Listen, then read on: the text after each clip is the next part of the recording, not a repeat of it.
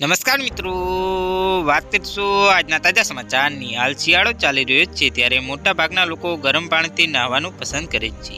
એવામાં ઘરોમાં ગીઝરનો વપરાશ પણ વધી ગયો છે ત્યારે ગેસ ગીઝર વાપરનારા લોકો સામે લાલબત્તી સમાન કિસ્સો સામે આવ્યો છે।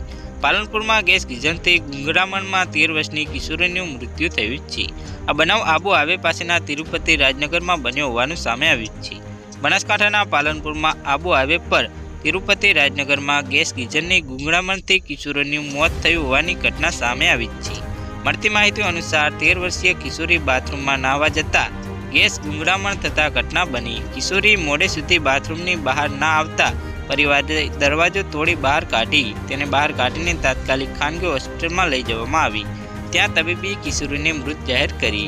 મૃતક કિશોરીનું નામ દુર્વા વ્યાસ હોવાનું સામે આવ્યું છે। 13 વર્ષીય દુર્વા બાથરૂમમાં નાહવા ગયા બાદ મોડે સુધી બહાર આવી ન હતી ત્યારે પરિવારે દરવાજો તોડીને દુર્વાને બહાર કાઢી તેને હોસ્પિટલ લઈ જતા તબીબીએ દુર્વાને મૃત જાહેર કરી। 13 વર્ષની દીકરીના અવસાનના પગલે પરિવારમાં માતમ છવાયો છે। તો હાલ માટે આટલું જ, મળીશું નવી અપડેટ સાથે।